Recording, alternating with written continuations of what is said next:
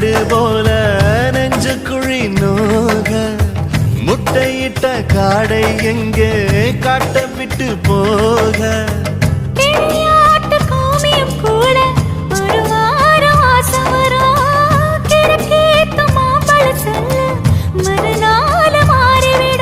பொம்பளுக்கு இருக்குல வல்ல என் புத்தியில் வேறொன்னும் இல்ல நான் உடும்புக்கு பிறந்தவன் புள்ள